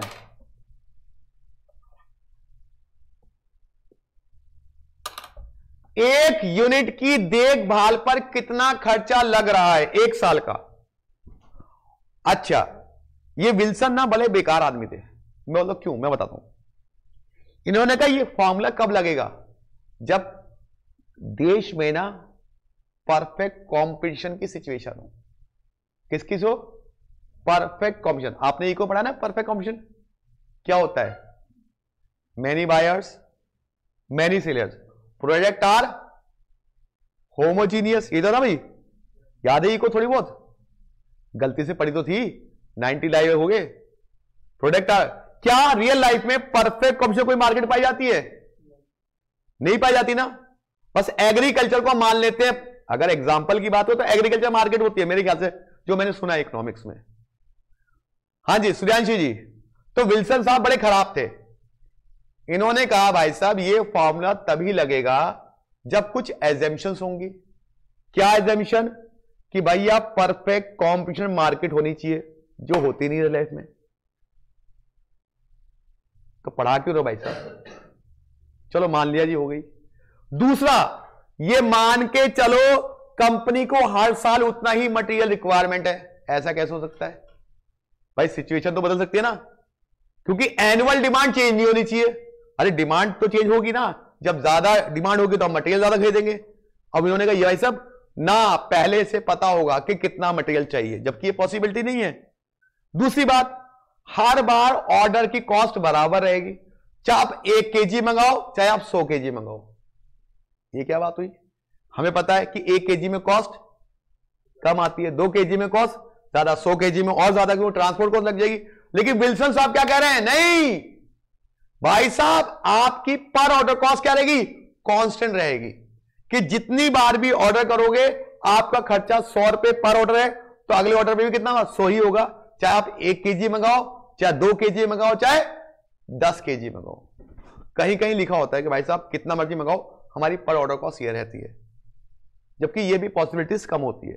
सी क्या होता है, carrying cost per unit per annum, मतलब इंटरेस्ट का चार्ज भी हर बार कांस्टेंट रहेगा, जबकि इंटरेस्ट का रेट अकॉर्डिंग टू आरबीआई बदलता रहता है। तो सारी बातें होती ना बेकार थी, लेकिन क्या करें, किताब में है, पढ़ना है हमें, जैसे परफेक्ट क्वेश्चन पढ़ा था वैसे ये भी पढ़ना है। विल्सन साहब ने कहा ये फॉर्मूला कब लगेगा, जब क्या होगी, कुछ एजम्पशन। एजम्पशन लिखने को नहीं आती आपके, क्योंकि थ्योरी पेपर नहीं है ये, कभी बहुत सारे एजम्पशन लिखो और रट्टा मारूंगा नहीं, सिर्फ बता रहा हूं आपको कि पर ऑर्डर कॉस्ट कांस्टेंट रहेगी, कैरिंग कॉस्ट कांस्टेंट रहेगी, तब उन्होंने ये फॉर्मूला बताया। अब ये फॉर्मूला जो बनाया ना, कैसे बनाया मैं बताता हूं, कैसे उन्होंने ड्राइव किया, कैसे ये फॉर्मूला बनाया वो मैं बताता हूं। इस फॉर्मूले को मैं ड्राइव करके दिखाता हूं डायग्रामिकली भी, और कैसे डेरिवेशन होता है फिजिक्स में जैसे पढ़ते थे वैसे यहां पढ़ेंगे, क्योंकि फाउंडेशन में आपको कोई फॉर्मूला ड्राइव नहीं करता था। मैं कहता भाई साहब क्या मतलब, तो ऑब्जेक्टिव कर ले पास हो जाएगा। इंटर में बोलता हूं नहीं बेटा सीख, क्यों आया, कैसे आया, क्या कारण है इसके पीछे, क्योंकि अब आप चार्टर्ड अकाउंटेंट बनने वाले हो, आपको नॉलेज होनी चाहिए, अब आपका रट्टे से काम नहीं चलेगा। तो इस फॉर्मूले को ड्राइव करते हैं एक एग्जांपल लेके, पहले चलिए करें बेटा, चाहे सबने लिख लिया बेटा फॉर्मूला। चलिए डेरिवेशन सीखने आ रहे हैं, डेरिवेशन। चलो अब सुनिए, मैं एक एग्जांपल लेता हूं, एक एग्जांपल।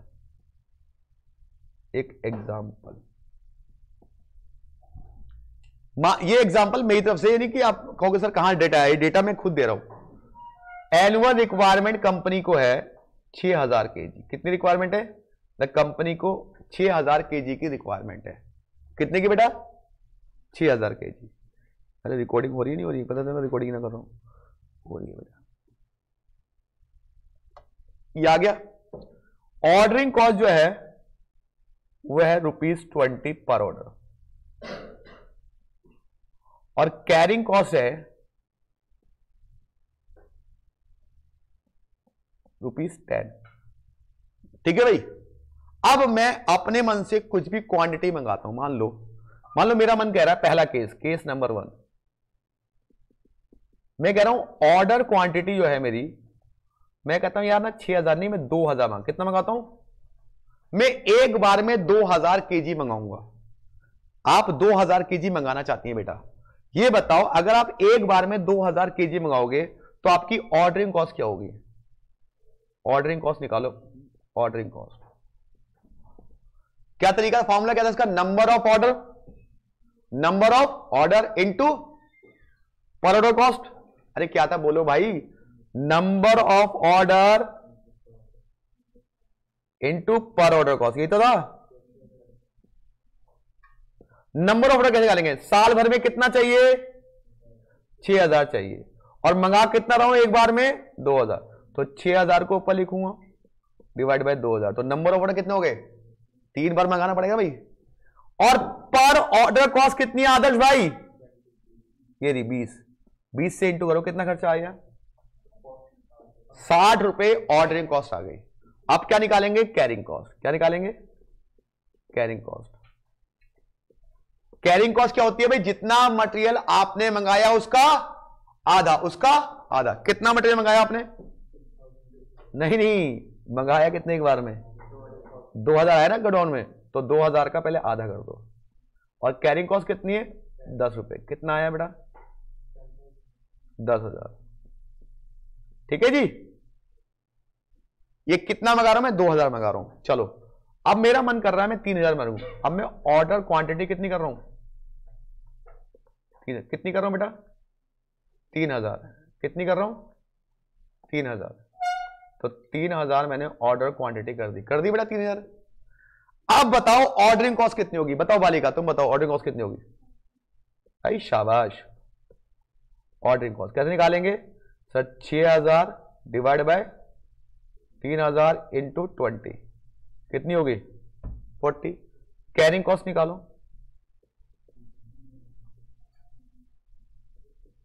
कितनी होगी बेटा बताओ सर? 3000 डिवाइड बाय 2 इंटू 10, कितनी होगी? 15,000। चलो अब मैं कह रहा हूं चल यार छोड़, 2-3 सारा मंगाता हूं एक बार में, सारा। चलो मैं ऑर्डर क्वांटिटी कितनी करता हूं? ऑर्डर क्वांटिटी में करता हूं 6000।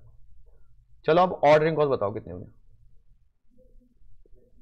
कितना आएगा? 6000 डिवाइड बाय 6000 इंटू 20, कितनी आई? 20। कैरिंग कॉस्ट निकालो। कितना आएगा? 6000 डिवाइड बाय 2 इंटू 10, कितना आया? 30,000। इतना उतार लो, फटाफट बताता हूं क्या होने वाला। भी देखो मजा आने वाला। ये हमने सारे केस निकाल लिए कि अगर हम 2000 मंगाएंगे तो इतना, 3000 मंगाएंगे तो इतना।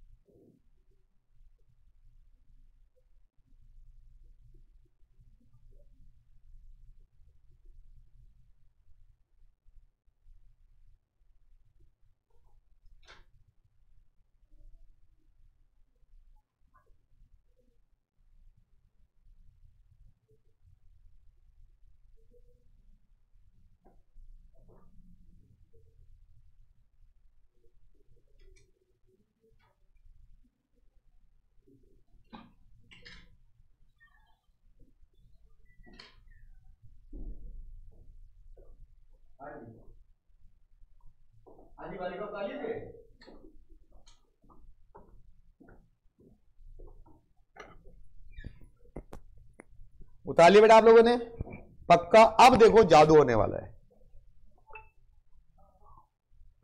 उतार लिया बेटा।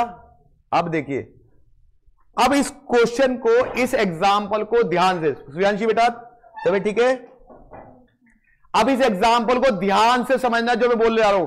सबसे इंपॉर्टेंट बात, आपकी क्वांटिटी पहले कितनी थी? 2000। ऑर्डरिंग कॉस्ट कितनी थी? 60 थी। फिर क्वांटिटी कितनी हुई बेटा? Ordering cost. फिर क्वांटिटी बढ़ गई, ऑर्डरिंग कॉस्ट। आपने नोटिस किया जैसे जैसे आप ऑर्डरिंग कॉस्ट बढ़ा रहे हो, ऑर्डर कॉस्ट कम हो रही ना। मतलब ज्यादा क्वांटिटी मंगा रहे हो, ऑर्डर कॉस्ट। और भी पता, हम ज्यादा मंगाएंगे तो बार बार कम जाना पड़ेगा नहीं मैंने। तो ऑर्डर क्वांटिटी और ऑर्डरिंग कॉस्ट में कैसा रिलेशन मिल गया आ रहा बताओ? इनवर्स आ रहा है। इनवर्स रिलेशन में अगर आप बात करो तो आपने कौन सा डायग्राम पढ़ा था? क्या आपने डिमांड कर्व नहीं पढ़ा था? Downward sloping. ये कौन सा रिलेशन शो कर रहा है? ऑर्डर कॉस्ट का, ऑर्डरिंग कॉस्ट का ना भाई। अब आप कैरिंग कॉस्ट पे जाओ, कैरिंग कॉस्ट को देखो आप। कैरिंग कॉस्ट कितनी है? कब? 2000 पे। फिर कैरिंग कॉस्ट फिर बढ़ गई। आप जैसे जैसे क्वांटिटी बढ़ाते आ रहे हो तो गोडाउन में देखभाल बढ़ेगी नहीं बढ़ेगी? तो कैसा रिलेशन आ रहा है बेटा? डायरेक्ट, मतलब पॉजिटिव। पॉजिटिव मतलब मैंने सप्लाई सुना है, यही होता है ना। तो ये किसका हो गया? कैरिंग कॉस्ट का। अब ये दोनों जिस बिंदु पे कट कर रहे हैं, ये बिंदु पे कट कर रहे हैं, तो ये हमारा क्या हो गया? EOQ। डायग्रामिकली हो गया आपका, ठीक है। ये डायग्राम हो गया। तो यहां पे कॉस्ट लिख सकते हो, यहां पे क्वांटिटी लिख सकते हो। ये आपका डायग्राम हो गया। समझ में आई बात बेटा? कि ऑर्डरिंग कॉस्ट के साथ तो इनवर्स रिलेशन बन रहा है और कैरिंग कॉस्ट के साथ पॉजिटिव रिलेशन बन रहा है।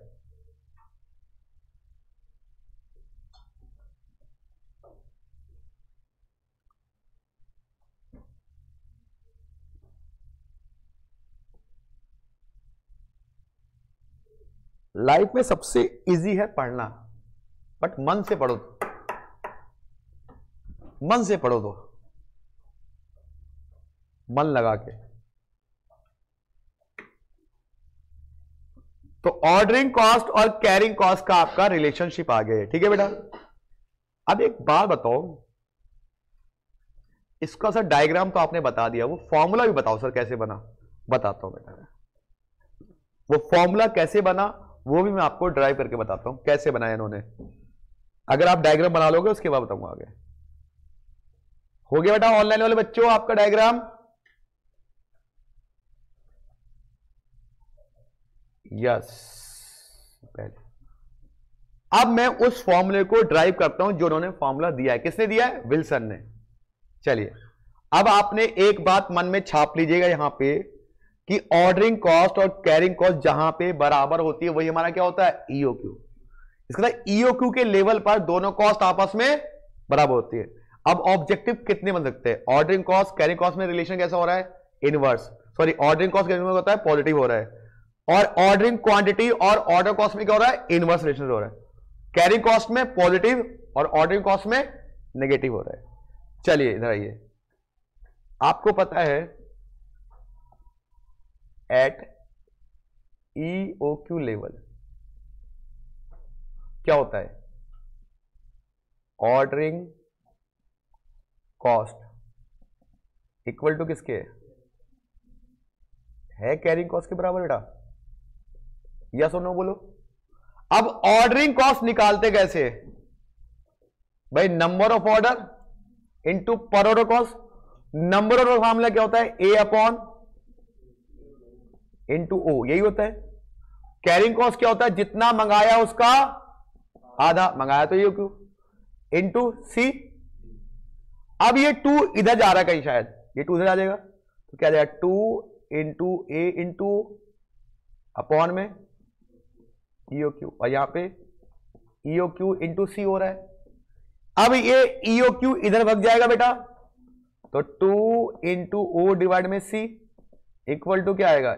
EOQ का स्क्वायर। ये स्क्वायर में लग जाए तो क्या आएगा बताओ बेटा? 2 इंटू ए ओ अपॉन का रूट इक्वल टू, यही तो फॉर्मूला था बेटा। ये डेरिवेशन आपको सीखना नहीं है, लेकिन मैंने बता दिया पेपर में तो डायरेक्ट फॉर्म लगाना और आंसर निकाल देना आपको, लेकिन सिखा इसलिए दिया कल को कोई आपकी इंसल्ट ना कर सके, भाई क्या पढ़ के आया, कुछ आता भी नहीं भाई, हमें तो आगे प्रैक्टिकल भी चीज चाहिए ना बेटा, उतार सकते हो आप उसको। अब बस अब आपका इम्तिहान खत्म, अब क्वेश्चन शुरू हो जाएंगे। अब आपका इम्तिहान खत्म, अब आपके क्वेश्चंस।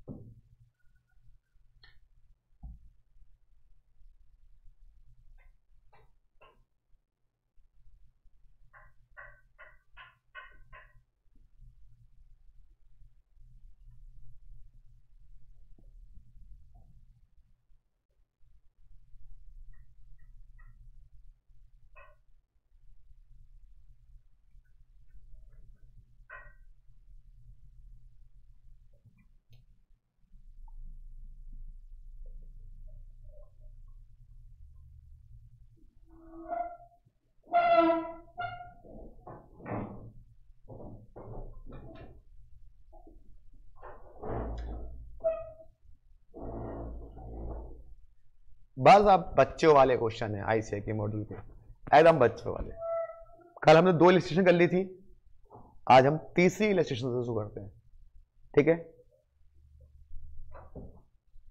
जिस बच्चे का छूट गया है तो परेशान ना हो, या तो वो रिकॉर्डिंग से देख लेगा, नहीं तो मेरे पास क्लास के बाद ही पूछ सकता है, इसमें परेशानी वाली बात नहीं है।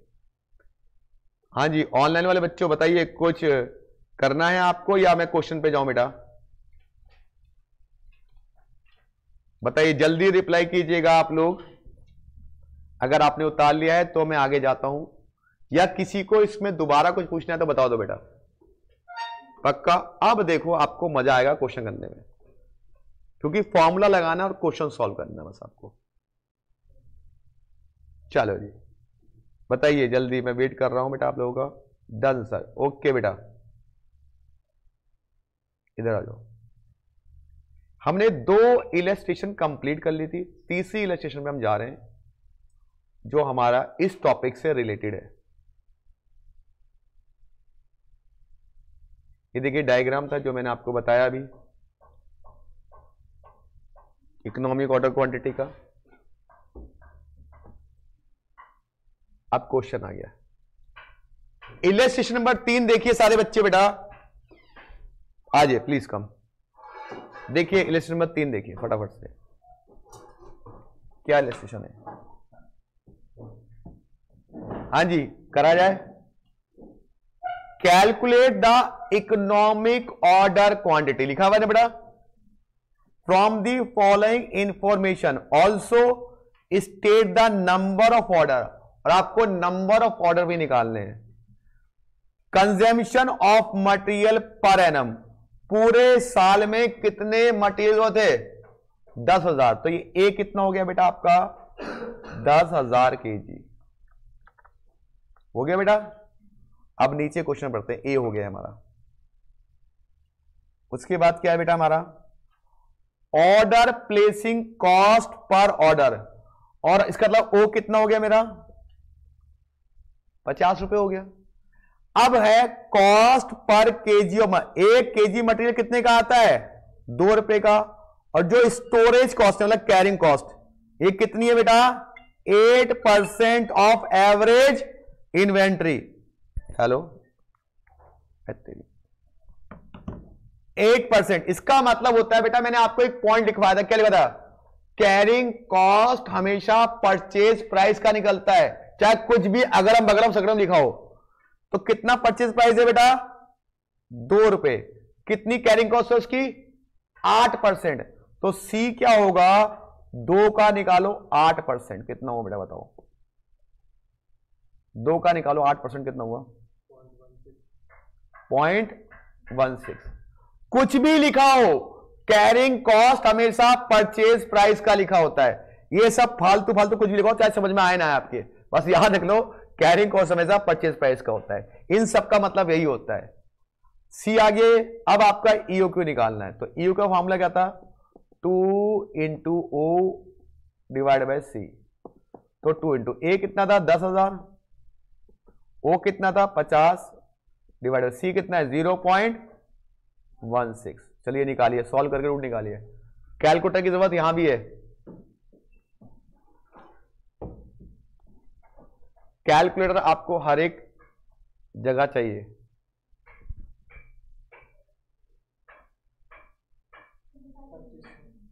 $2500। देखें क्या आंसर आ रहा है। क्या आपका 2500 आंसर आ गया बेटा? लेकिन याद रखना 2500 के आगे क्या लिखोगे? केजी। ये यूनिट फ्री नहीं होता। अगर यूनिट में तो यूनिट में, केजी में तो केजी में, सेंटीमीटर में तो सेंटीमीटर में, जिसमें दिया उसी में आपको लिखना पड़ेगा। और ये नहीं लिखोगे तो आधा नंबर कट्टूस हो जाएगा आपका। ठीक है जी? क्या नाम है आपका? मुकुंद भाई, कोई दिक्कत? कसम से? कसम है तुम्हें उसकी? अरे किसकी आई जाएगी भाई, शर्मा क्यों रहा है तू तो। चलो अब क्या निकाले? Number of order. तो नंबर ऑफ ऑर्डर कैसे निकालोगे? साल भर में कितना चाहिए भाई साहब? 10,000। एक बार में कितना मंगा रहे हो सप्लायर से? 2500। तो कितने ऑर्डर हो गए सर? 4 बार मुझे मटेरियल मंगाना पड़ेगा। 4 बार मुझे मटेरियल मंगाना पड़ेगा सप्लायर से।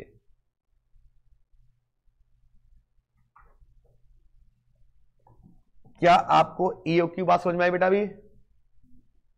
अभी केवल मैं आपको ईओक्यू निकालना सिखा रहा हूं। आराम से उस पर फोकस कीजिए। एक एक कॉन्सेप्ट पे एक दिन में कॉन्सेप्ट कीजिए, ज्यादा दिमाग मत लगाइए। ठीक है भाई? कोई दिक्कत बेटा? एक क्वेश्चन दूं, ऐसी करोगे ईओक्यू का? किताब तो अभी आपने ली नहीं होगी यहां की, वरना उसमें बहुत सारे क्वेश्चन थे। कोई बात नहीं, चलिए यहां पे कीजिए, यहां पे समझिए। देखिए यहां पे मैं कुछ समझाना चाहता हूं। एनुअल क्या निकालना है? कंप्यूट। केवल इतना सोचिए, अभी बाकी बात में करेंगे। एनुअल डिमांड कितनी है बेटा? तो ए तो कितना हो गया? 5,000 हो गया। कितने का एक प्राइस आता है? 20 रुपए का। ऑर्डरिंग कॉस्ट कितनी है? 16। तो ओ कितना हो गया? 16। अब आपको निकालनी है कैरिंग कॉस्ट। कैरिंग कॉस्ट किसका निकलता है भाई? Purchase price. परचेज प्राइस कितना है? 20 रुपए। 20 का कितने परसेंट? सर स्टोरेज कितने परसेंट है? 2%। इंटरेस्ट कितना है? 12%। एब्सोल्यूंस कितना है? 6%। जितनी भी परसेंटेज ये सबको ऐड कर लो, क्यों? वो सब कैरिंग कॉस्ट का पार्ट है। इन सबको ऐड करो, कितने परसेंट हो गया ये? तो इसका निकाल दो 20%। कितना आ गया? सी 4 आ गया। अब ईओक्यू निकाल दो फटाफट से। 2 इंटू 5000 इंटू 16 डिवाइड बाय 4 का रूट।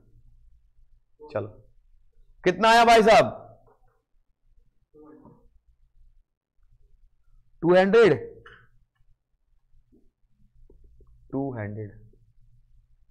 चलो कोई दिक्कत? तो इतना तो टफ नहीं है, मैथ से भी आसान है ये, लेकिन उसके लिए जो रेगुलर पड़ेगा, वरना मैथ भी टफ थी और ये भी टफ हो जाएगा फिर। और रेगुलर मैं आपसे सिर्फ इतना कहना चाहता हूं कि आप रेगुलर बहुत पढ़िए, लेकिन रेगुलर क्लास में आ जाइए या क्लास देख लीजिएगा। आप इतना तो कर सकते हो। अब ऐसा ना कीजिए क्लास में भी नहीं आ रहे और क्लास देख भी नहीं रहे, पेंडिंग करे यारो। अगर आपने एक बार पेंडिंग कर दिया ना इंटर, तो 1 हफ्ते का बैकलॉग आपसे पूरा होने वाला नहीं है, याद रखना। आंसू निकल जाएंगे आपको पूरा करने में। बैकलॉग ना हो तो अपने सीनियर से पूछ सकते हो ये बात, क्योंकि बैकलॉग पूरा नहीं होता एक बार छूट जाए तो। और आप भी देख लो, आप फाउंडेशन पढ़ के आओ, आपको खुद पता है कि एक बार बैकलॉग खत्म करने में जान निकल जाती है। फाउंडेशन का तब भी हो जाता है, लेकिन इंटर का बैकलॉग पूरा आसानी से नहीं होता। इसलिए कोशिश कीजिए डेली के डेली जो पढ़ाया जाए उसको पढ़ ले। आधे मैं सिर्फ इतना मांगता हूं आपसे, मेरी क्लास 1 घंटे घर जाके पढ़ लो बस। जो पढ़ाया उसको 1 घंटे और पढ़ लो बस, इससे ज्यादा मैं आपसे 4 घंटे मांगते ही नहीं। जो पढ़ाऊं उसको एक बार रिवाइज जरूर कर लो बस आप, क्योंकि मैं कुछ छोड़ता ही नहीं हूं। सारे PYQ सारे कराऊंगा, तो उनको एक बार आप करना, आपका फर्ज है। अब मेरा फर्ज कोई ना है कि सर ही करेंगे मेरे बदले का भी, भाई पेपर तेरे बदले दे दूंगा, क्या दिक्कत वाली बात है। तो करना तो आपको पड़ेगा, क्वेश्चन सारे मैं कराऊंगा। चलो, तो क्या आपको ईओक्यू निकालना है बेटा यहां पे? हाँ जी बालको, ऑनलाइन वाले बालको, किसी को कोई समस्या, कोई भी समस्या हो बताओ। वेरी गुड बेटा, किसी को कोनो दिक्कत? यस और नो? चलिए आगे बढ़ जाए।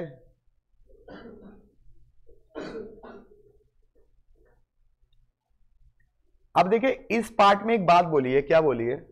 इसका पार्ट तो यहां तक ईओक्यू तक तो हमारा हो गया बेटा। फिर क्या बोला है? Total variable cost. क्या बोला है? टोटल वेरिएबल कॉस्ट बताओ। वेरिएबल कॉस्ट जब भी क्वेश्चन में कहेगा तो ये कह रहा है ordering cost, carrying cost plus purchase price.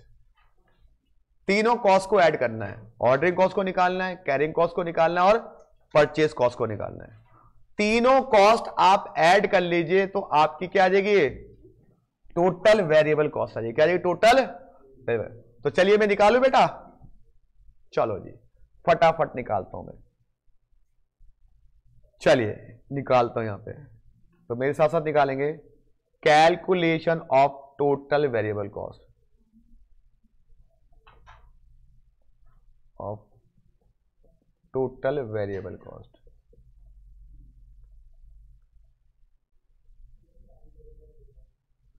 सबसे पहले निकालेंगे ऑर्डरिंग कॉस्ट। क्या निकालेंगे? Ordering cost. हाँ भाई, ऑर्डरिंग कॉस्ट का फॉर्मूला क्या था मुकुंद भाई? नंबर ऑफ ऑर्डर इनटू पर order cost. Number of order कैसे निकालते बेटा? साल भर में कितना मटेरियल चाहिए, कितना चाहिए था मटेरियल साल भर में? 5000 डिवाइड बाय आपने एक बार में कितना मंगाया? ईओक्यू कितना आया था? 2500 200, 200 से डिवाइड कीजिए। और पर ऑर्डर कॉस्ट कितनी है आपकी? 16। चलो कितना आया?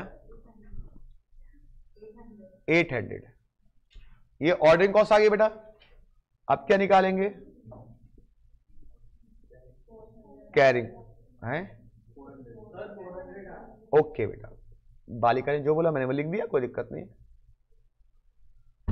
अब हम निकालेंगे क्या? Carrying cost. कैरिंग कॉस्ट का फॉर्मूला क्या था सर? जितना मंगाया आपने उसका आधा। कितना मंगाया आपने? 200। 200 का आधा। और कैरिंग कॉस्ट कितनी निकाल दी आपने अभी? कैरिंग कॉस्ट कितनी दिया? 4 रुपए। सॉल्व करो। अच्छा आप मेरी बात याद करो, मैंने क्या कहा था? ईओक्यू लेवल पर ऑर्डरिंग कॉस्ट और कैरिंग कॉस्ट क्या होती है? इक्वल। आइए नहीं आइए? जब भी ईओक्यू लेवल होगा दोनों कॉस्ट क्या आएंगी? इक्वल। आप इससे कर सकते हो, क्रॉस टैली भी कर सकते हो कि आप सही निकाल रहे हो या, लेकिन ईओक्यू पर और किसी क्वांटिटी में नहीं, जो ईओक्यू निकाला उसके हिसाब से। आप क्या निकालेंगे? Purchase price. क्या निकालेंगे? Purchase price. ये बताइए साल भर में कितना खरीदा था बेटा? 5000।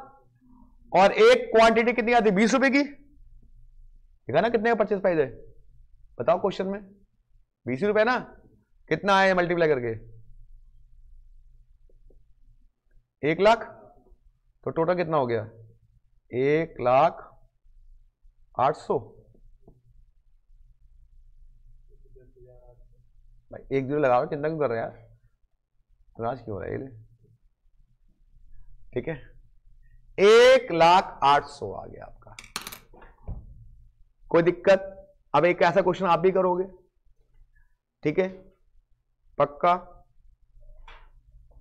आराम से उतारो, कोई जल्दीबाजी नहीं है। सर कौन कौन सी परसेंट ऐड होती है कैरिंग कॉस्ट में? बेटा जितने भी परसेंट दिया हो सब ऐड कर दियो कैरिंग कॉस्ट में। बस जो जो नाम दिया हो सब ऐड कर दियो। It's a part of carrying cost. क्योंकि ऑर्डरिंग कॉस्ट की कोई परसेंटेज होती नहीं है, ऑर्डरिंग कॉस्ट हमेशा दी होती है। चलिए अब बेटा इधर आओ, इसका बी पार्ट करते हैं। बी पार्ट में क्या कह रहा है, बी पार्ट में क्या कह रहा है, ये पार्ट आपको करके दिखाना है। डिटरमाइन द टोटल कॉस्ट, मतलब वही वेरिएबल कॉस्ट की बात कर रहा है। Would result for item if new price 12.80, कह रहा है जो पहले कितना प्राइस था ये 20 रुपए, इसकी जगह कह रहा है क्या कर दो 12.8।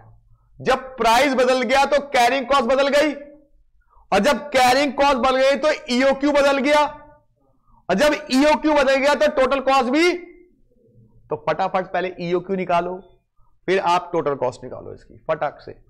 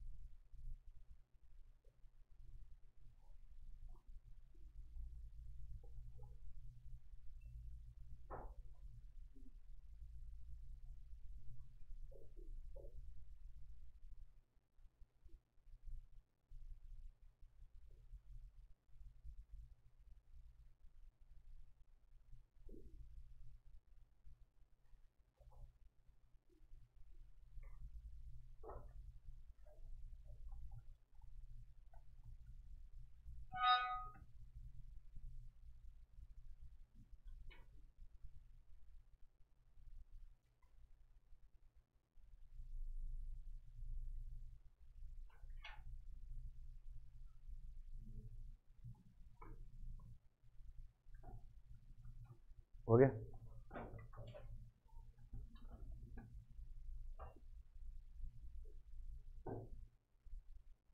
आंसर चेक कर सकते हो, ये है आपका आंसर। ईओक्यू आपका 250 आना चाहिए।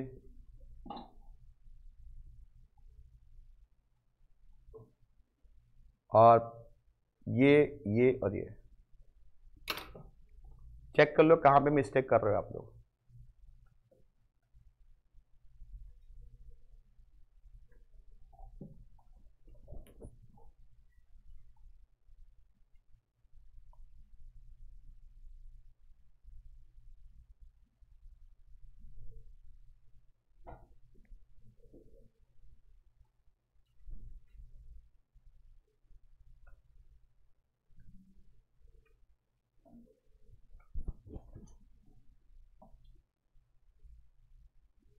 हो गया दोस्त, समझ में आया? यू कैसे निकालते हैं, बहुत आसान है, इसमें कुछ करना ही नहीं दोस्त। 5 नंबर का क्वेश्चन आता है ये। यू क्यों निकालो और ये और कॉस्ट तो कॉस्ट निकालो।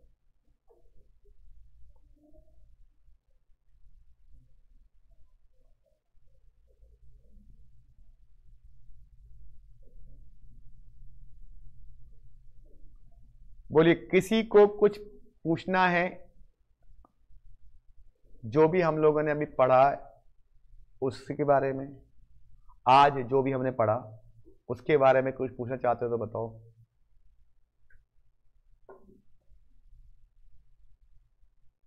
या कोई पॉइंट ऐसा, बस ये याद रखना कैरिंग कॉस्ट हमेशा परचेज प्राइस का निकलती है। जो भी आपका परचेज प्राइस दिया होगा उसकी आप कैरिंग कॉस्ट निकालोगे, बस हमेशा। जब प्राइस बदलेगा तो कैरिंग कॉस्ट हमेशा बदल जाएगी, और कैरिंग कॉस्ट बदल जाएगी तो ईओक्यू बदल जाएगा, और ईओक्यू बदल गया तो आपकी टोटल कॉस्ट बदल जाएगी। और एक बात देखना, ईओक्यू लेवल पर हमेशा ऑर्डरिंग कॉस्ट और कैरिंग कॉस्ट क्या होंगी, बराबर ही होंगी। जो हमने डायग्राम में भी देखा था, जो हमने बताया था कि दोनों पे जहां पे ये इंटरसेक्ट करते हैं उसी पॉइंट पे क्या होता है आपका ईओक्यू होता है। हाँ जी बोलिए जी, कोई दिक्कत किसी को, कहीं कोई समस्या?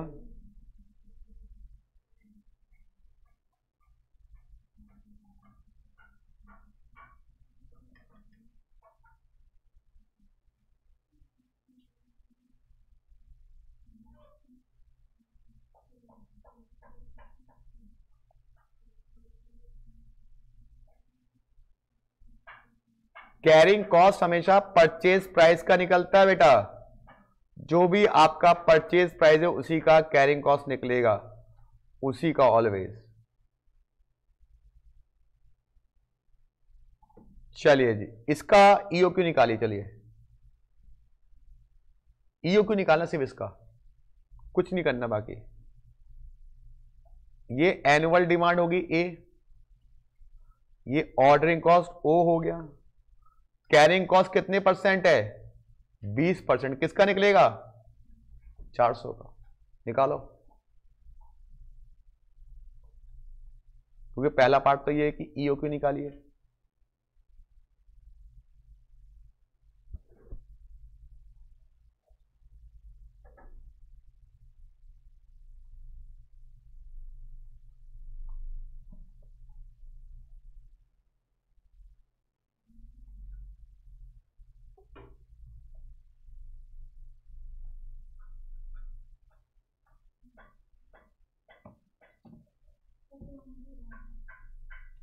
कितनी है 200, बस बताओ कितना लाडू है, केवल यही तो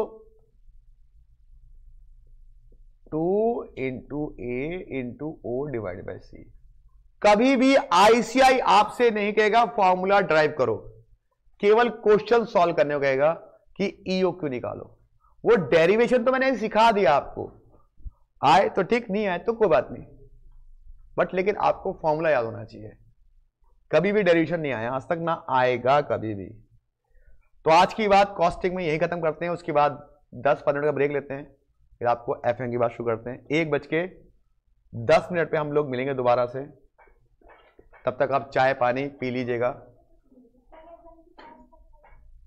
क्यों, कहीं जाना है? लगभग 2:45 तक, 3 बजे तक आपकी छुट्टी हो जाएगी। आप नहीं छुट्टी क्यों होगी, इसकी हो जाएगी, मेरी क्लास की छुट्टी हो जाएगी। चलो ओके बेटा, बिल्कुल सही जा अंशिका बेटा। चलिए मिलते हैं आपसे, तब तक के लिए थोड़ी देर ब्रेक लेते हैं, चाय पीने पी लो, खाना खा लो, चलो।